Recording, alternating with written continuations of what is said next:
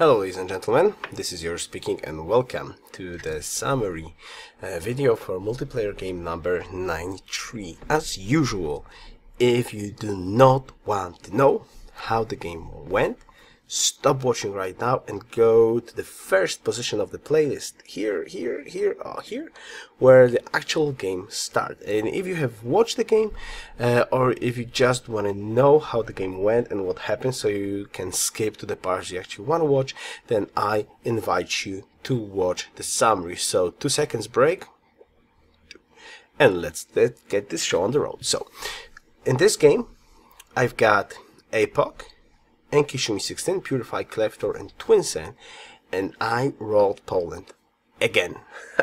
So this is going to be a second Poland game in the row. Epoch had Japan, Twinsen rolled India again, Kleftor got France, Purify Egypt, and Enkishimi 16 Shanghai. And this is where I landed. Now, this time I checked. This time I checked if this is a coast, and nope, this is a lake. So it's a pretty. Again, I had a very hard decision to make where to actually go. I'm like, if this would be coast, that would be so perfect. And if like there was access to sea somewhere in there that I was really hope for, it would be so perfect. I'm like, look at this, 1, 2, 3 tiles. I can fit a city in here, and I can fit a city in here. That would be so great.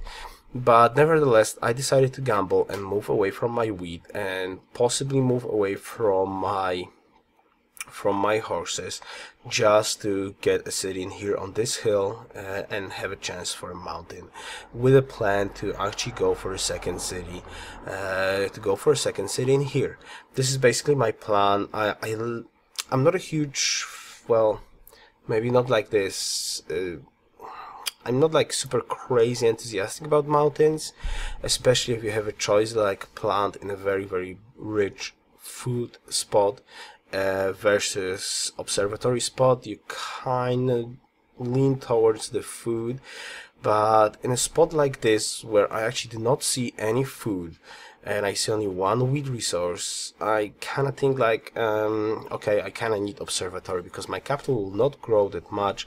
I need observatory to compensate the lack of the food. So I actually decided to move onto the hill, and let me show you what the game brought me next. Okay, and here we are, turn 19. So as I said, what I decided to do, I actually did, and I did plant Warsaw in that spot. I was quite lucky, not necessarily lucky to the land that I will try to describe a little bit, but I was lucky with the capital placement. First of all, I did not miss the horse. So ducal stables, check. Actually 2 tiles with the horses I didn't miss. I got a second wheat, access to the second wheat. I got an ivory, though I did step away from the ivory as well. And I do have a spot for a second city in here that will also get ducal stables, that will also get an ivory, and will also have an access to wheat, quite a lot of ivory, like the land of the elephant in here. Now, and that's about it. I'm like, if you see at this land, you're thinking like, this is bad. Yes, this is bad. This is bad, and let me explain you why. So this is going to be my 2 core cities. I did get a little bit of a jungle, but there's a mountain in here. So I kind of thought, like, with exploring this land, I'm gonna plant a city in here, my second city, a third city in here on the coast, not that well defended, but a little bit of food. There's gonna be a second fish somewhere around in here, a deer, so not a lot of food, but and again a mountain, and first, yeah, extra luxury. And I'm gonna plant 2 cities in here. Now there's a citrus in here, so I've got 4 luxuries, and I intend to plant 5 cities. And usually when you go tradition, that's not the best course of action. You're probably asking why.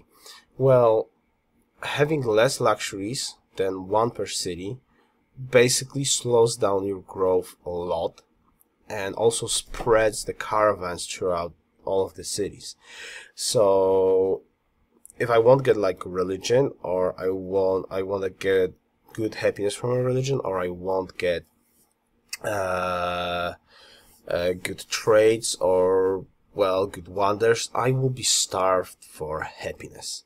I'll be really starved for happiness. The ideal situation, in my opinion, is, and if you go tradition, and if you want to have a very good science-focused game, you want to have at least one extra luxury. So if you want to spawn 4 cities, you want to have 5 luxuries. That's my general rule of thumb. If you really have a very, very fast science game. You're probably asking why. The reason for this, with this setup, you don't need to build colosseums that early. You don't need to build circuses that early. You can skip a lot of happiness buildings, and your cities can grow quite nicely. They can build up proper buildings like granaries, libraries, a set of troops, workers, caravans, all that good stuff, and still grow. And then when all of the basic infrastructure is up and running, you can sneak in somewhere the happiness buildings. This is why I really love to have one extra luxury. If you want to have 4 cities, 5 luxuries, basically. Ideal situation with like 6 luxuries for 4 cities, then they can like grow, and you don't have to worry about anything. But I was hoping on 3 things, basically 3 things. First of all, I play Poland. And you really can't underestimate the Poland. You think like, extra social policy. Alright, early game, it's not that great. I'm like, alright, I enter classical era. I don't even rush classical era, so that doesn't help me that much. Excuse me. I'm still a bit sick, so that doesn't help me that much. So later on, I enter, okay, medieval, Renaissance now. Alright. But if you count every single era, like classical, medieval, Renaissance, industrial, modern, atomic, information, 7, that's 7 extra social policies throughout the game. That's one whole tree plus 2 extra. That's huge, and you can time a lot of those social policies. So this is really huge deal, and you can't really underestimate that. Early game, maybe it's not that huge because there's not too much deviation from where you actually want to go. You want to fill up tradition, and you want to slow down a little bit so you can enter into rationalism quite quickly. But later in the game, you kind of explode, especially that you can go through a lot of, like, I mean, when you enter Renaissance, between Renaissance and modern era, there's like what, sometimes 10 to 20 turns before you enter modern, or maybe 25 at best.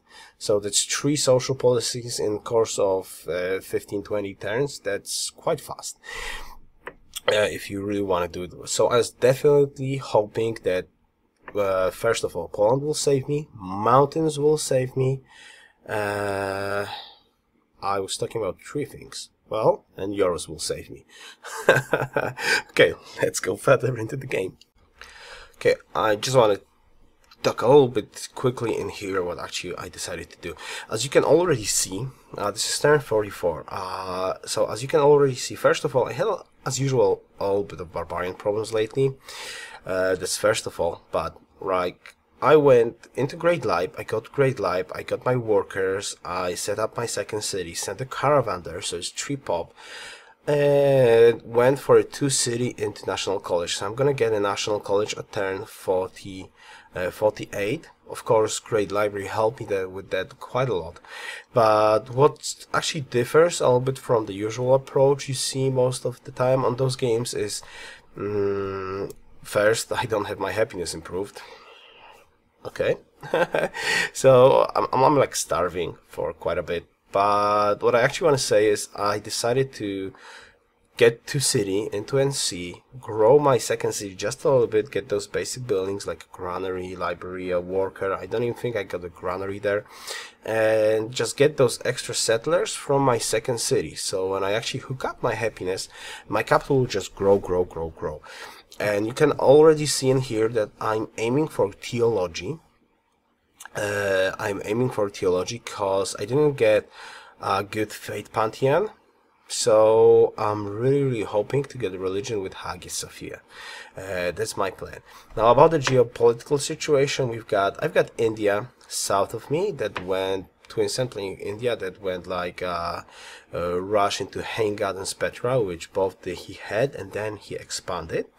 Then I got Shumi on my western borders, not that close. And then the rest of the players is basically there. And as usual, I had a hard time to scout anybody, though I think I will send a scout later on there to actually at least see where they are exactly. So I just wanted to say real quickly what happened in this early game. A little bit different approach this time that I hope that I could get away with, because I play Poland. Okay, well, this game is... I feel like this game was really interesting for me throughout all the games, so this is going to be a very detailed summary this time. So here we are, turn 69, and again, this shows you exactly my positions. The settler will go in there, and I'm going to plant that 5th city in here.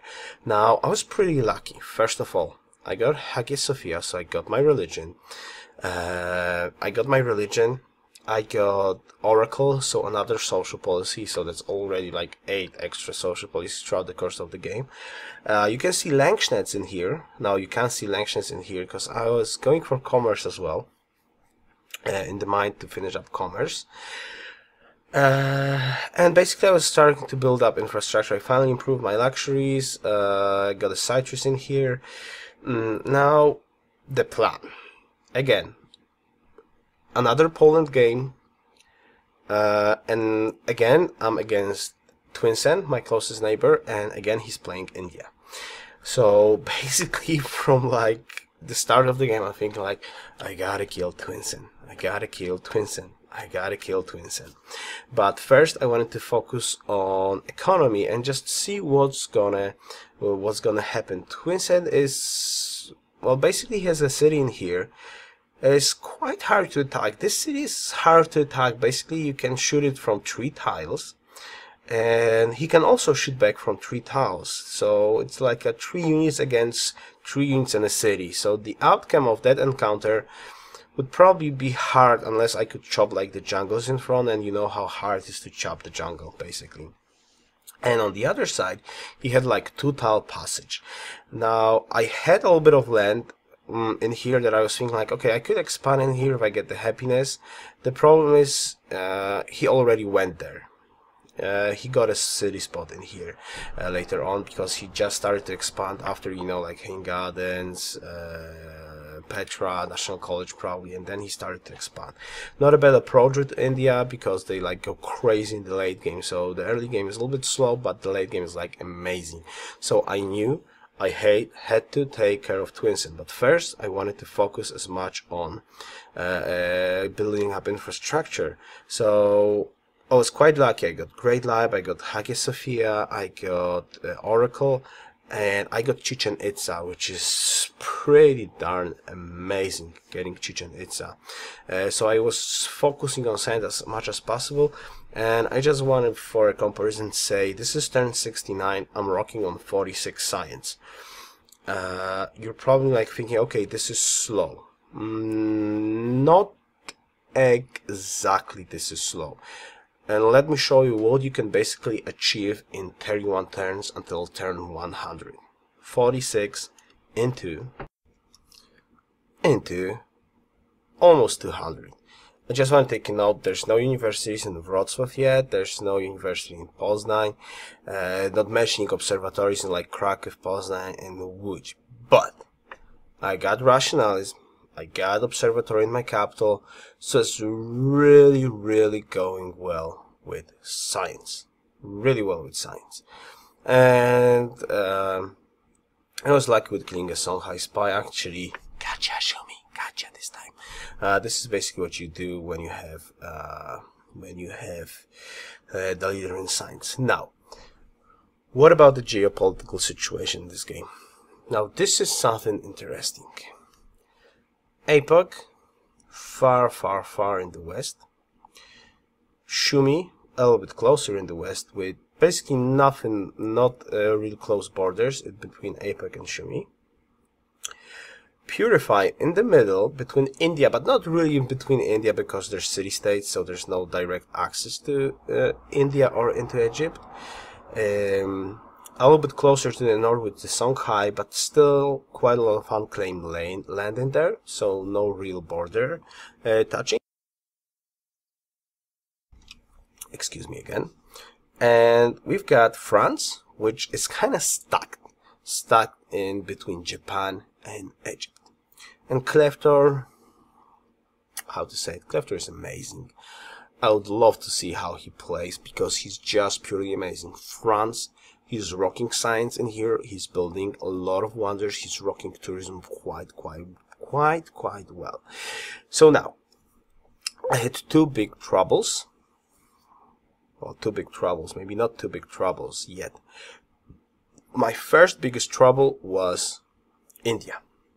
So, what I decided to do against India, so I was rocking quite good gold. So I kind of decided to go into industrialization and like keep the normal tech part. I think I left like navigation on one turn. I left navigation on one turn, did not finish it, and I was following very closely if somebody actually got navigation, how's their iron and so on. Can they rush me with frigates because I got 3 coastal cities. So I decided to build up infrastructure quite a lot and slowly build up galleasses, very slowly build up galleasses in all my coastal cities because they still needed a lot of hammers put into infrastructure in those cities. So I was pumping out galleass from time to time with a plan that I will eventually get around 10 frigates that I can upgrade. So I want at least 10 galleasses, upgrade into frigates, and attack India. Because I need to take Mumbai. He had like 2 coastal cities around there. I need to take Mumbai to go into his capital, which is also coastal, but the problem is it's hard to access by land without like artillery or planes. But there is a slight chance that I could like get Mumbai and get the cities into that lake and actually block his capital and maybe even take it. But I really need to sneak in a lot of frigates to actually make it happen. First of all, because Mumbai can be attacked only by 3 frigates. Secondly, there's a lot of space in behind that he can get ships to retake the city, because I need to take Mumbai and at the same time move a lot of ships inside that lake to actually be able to attack. And I can't really reinforce my attack force because I have only 3 coastal cities with not that great hammers, and India has 5 coastal cities. He was sitting on 6 cities already, 6 cities. So that's quite a huge discrepancy. My only chance was like to get basically a surprise attack on him, and that was my plan. Build infrastructure and slowly build up a little bit of fleet in hopes that he will not see it coming, so I can actually sneak an attack over him. That was the plan. Okay, now this is a little bit funny, alright? This is a little bit funny.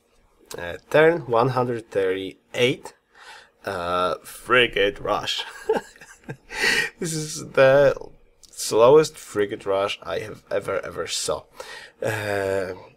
But, well, it's hard to tell was he prepared or not. I went into modern era with Eiffel Tower, and I timed it quite okay, that I actually got like, well, I didn't really have to time anything because I was first to modern, I was first to pick ideology, so I picked freedom, and thanks to entering modern era, I got another social policy, so I had foreign legions. So I got those 6 foreign legions in the plan that I can kill Mumbai quite quickly and go for his capital. So basically this is my plan realizing, but you know how it goes. Basically plans look very good on paper, but basically if they meet the reality, they basically change, and they change a lot. But I will show you this screen as the start of the combat, and I'm gonna skip. And I'm gonna skip when I actually finish off the war. So this is turn 138. 138. So let's see how long did it take me to take Twinsen, which I theoretically called by a surprise. So turn 138 into, okay, so into turn 190. 52 damn long turns of fighting. Something that I planned as a surprise frigate attack, timed with foreign legions, that will actually crush him, turned into a 52 turns of constant war. 52 turns of constant war. I'm gonna just recap it quite fast how the war went. So I did manage to take Mumbai.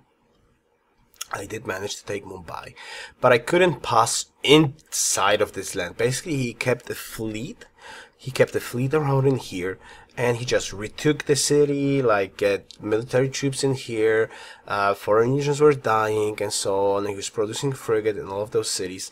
So I couldn't pass inside in here. I couldn't really shoot anything in here. I lost quite a lot of ships. So with I kind of tried to take this city. I took the city in the back, which he couldn't really reinforce, and I was trying to control this side so he cannot pass cities throughout in here.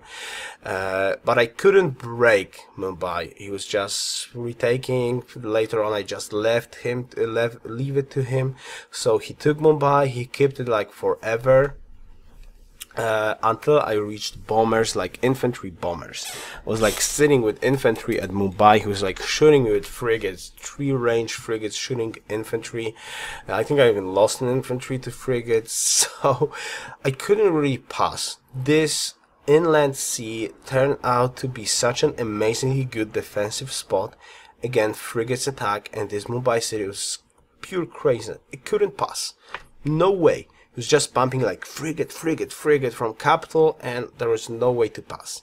I have nothing to shoot there, and I thought like going for artillery won't really matter. I would prefer to just go for bombers, and this is what I did. I went for bombers, and finally with bombers, I was finally able to take his capital down. I actually lost quite a like 2 bombers to them fighters. Great war on like 3 planes, because actually Twinsen, it was quite hard, because Twinsen, like I use fighters most. This is the problem with air combat. Basically, you use a fighter, for example, the other person has fighters, right? But if you do not put them into intercept, there's like abusive Twinsen says it's tactics. I really say this is lame to use it like that. Probably that happened to me from time to time, but just abusively using this is simply lame, because you have those fighters, so you wait like I do from my perspective. Let's say he's got 3 fighters, I got 3 fighters, so I use an sweep, no resistance, so like I bomb. Then he uses an intercept, or not use an intercept, so he uses an intercept. I think like, okay, I used all the intercepts, and then boom, bomber dies. Alright, then I use a fighter, no resistance, and so basically you have it's a little bit of cheat. He waits like I use a fighter, then I bomb, then he tries to intercept, then he puts a fighter into intercept, and suddenly the second bomber that I sent, because I think there's no interception yet, now suddenly boom, he's dead. So I don't like this part. Well, the mechanics for multiplayer are a little bit broken, but abusive using this like Twinsen is not nice, in my opinion. That's it. So, but let's get to the topic at hand. So I finally cleared out India. But there's happened to be another problem, and the problem is Kleftar. So For example, Filthy Robot says like France is such a bad civ. It's such a bad civ. Well, Filthy, you gotta, if you're a Filthy fan or you watch Filthy, like tell him to watch this game, because Cleftor almost was on a good way to win.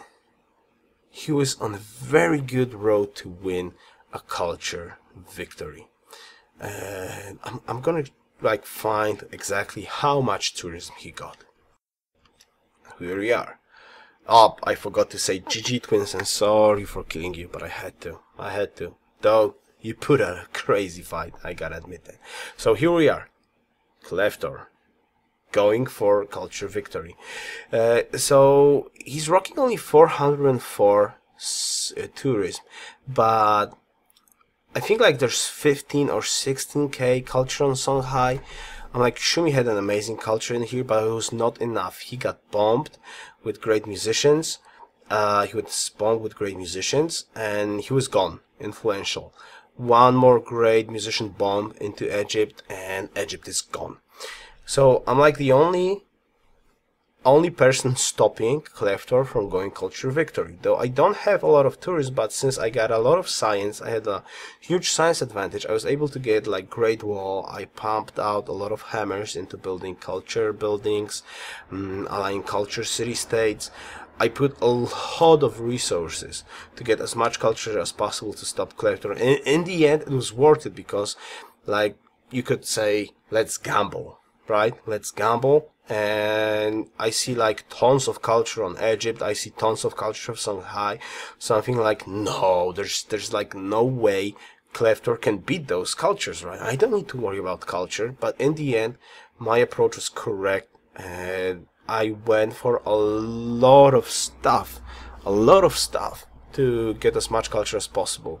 Culture buildings, wonders. I got great firewall, or however it's called, to deny the internet. So in the end, there was no way, no possible way that he could get influential with me unless he would bomb me with great musicians. But he used great musicians on Songhai, he used great musicians on Egypt, but he had one great musician that was going for me. But thankfully, it was intercepted by my ally city-state, its boats. So basically, after did a little bit of a mistake, but it still wouldn't win him the game, because his great musician was like 2.5k tourism, and he was missing like 2.6 plus something tourism to get on me. So still, that great musician wouldn't work that well. If he would have 2, then yes, that would work. But that just didn't. But he was so damn close. I'm like, it was so damn close to the culture victory. Amazing. Like, Cleftor is amazing. I gotta admit that. Cleftor is just purely amazing. I thought like, nah, he's just great. I love playing with him. First, he's a really nice guy, and he pulls off amazing stuff. Really amazing stuff. But sadly, his culture victory didn't work that well in here, but he was very close. He was taken down by Egypt and Japan. So he lost his capital finally, and theoretically, the culture possibility was gone. So GG Cleftor. Well, so here we are, 10,214. So yes, I did stop Cleftor, but guess what? They decided, Shumi of course with tons of stealth, Egypt with tons of stealth, they decided the next real threat is me. And yes, I would be, like, I was winning in like 3 turns when they decided to attack me. And now, I was really hoping that I can nevertheless sneak in a victory even if I lose a capital. So I was like missing 2 parts. I'm missing this part in here, and I'm missing this part. But of course, evil Shumi, like, they had tons of stealth bombers all targeted at me, dropping XComs and stuff like that. There's not much you can do about it. I would need like tons of stealth myself, but I invested, first of all, well, I basically invested the gold into spaceship parts. Now, I don't know if I would, for example, hold my parts, if they would work better, I don't think so, because they probably had spies in all my cities, so they would see the parts there. I would need like 3 more turns. I think they would attack me nevertheless, because I had freedom, so I had gold. It was not really that hard to see this. Now my plan, I knew they would attack me, and I knew that I don't have enough to take both of them. I did have some stealth, but just not enough. But I was planning like, okay, I'm gonna use my gold. I'm gonna buy up all the parts that I can right now. Gonna launch them. They're gonna take my capital, and I'm gonna launch the last place from Wrocław, which will become my next capital. But Shumi decided to spoil my plan, and he was saying like, purify, don't take Yoruus capital, because when you take Yoruus capital, then he's gonna launch from Wrocław. And I'm like, damn it. I'm not gonna win. And yeah, it would become problematic. Well, basically, I was still trying to win, but they did hold my capital on purpose. They did not take my capital for like forever. So I couldn't, basically, I didn't have enough gold. I did sneak in one more part. You can see I got 890 gold, so I did sneak in particle physics.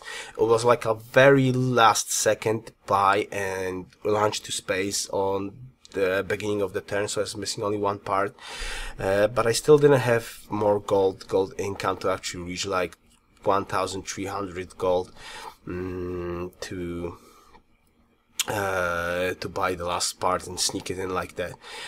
And Wrocław fell before Warsaw, so I kind of moved this part into the sea. And now, like, the rest of the game is like a Monty Python comedy, basically. At least, basically from this moment, I'm like, comedy starts to roll in, and I'm just gonna fill you in what on the details. Okay, so Monty Python choice for myself. I lost Warsaw, I lost Wrocław, I lost Krakow. You see my part in here, and I was like, my first initial plan was, let's go to Delhi. I even annexed it, so it's gonna become my next capital, but it didn't. Actually, not Delhi was my next capital, but the city somewhere in the north. So probably when I lose the city in the north, or which I don't know, maybe my original cities gets the capital status first, and then the annex cities, not like the biggest cities. So I thought like, okay, so I can't launch it from Delhi. My capital is in the north, so my part is in here. It's quite close to Delhi, so I decided to move the part all the way to the north. I decided to move the part all the way to the north, but sadly, I moved also the stealth bombers to the city in the north, so they did take the city, the city in the north, and then Delhi became my capital. Well, which fell, the city in the north fell down, and Delhi became my capital. I'm like, no, I could have went with the space part to Delhi, and I would have won, basically.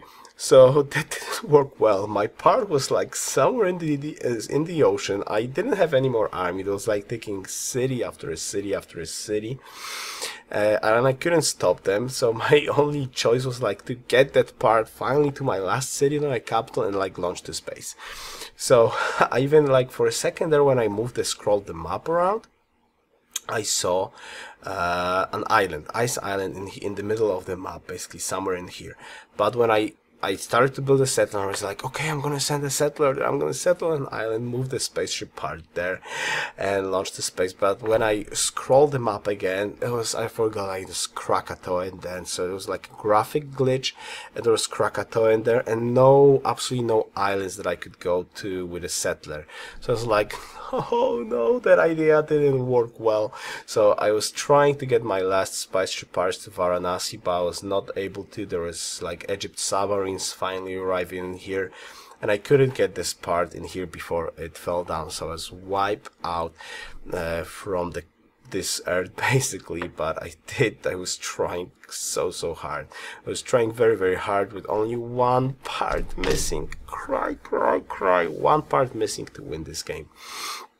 but I didn't. So basically, GG from this course. So many like bad decision in the late game. I could have won. I think I'm like, if I would like try to gamble a little bit, I probably could have won. Like go to Delhi or not move stealth bombers to Poznan. Like my part was like one turn away to get in that city. Or well, just meh. But let's go to the fun part again. So I did lose this game. I was wiped out of the course of this earth. They basically took all of my cities, and now I talked with Shumi the following day, and basically he told me hilarious things happened. So when I was dead, I didn't have any more cities. Suddenly, the culture victory threat arrived again, because France was missing like 100 or 200 tourism to win a cultural win again. Because I was the only person stopping him from cultural win. I don't even think they actually checked that out. So Egypt went for France to finish him off quickly before France will get a cultural win. And Shumi attacked APOC, playing Japan.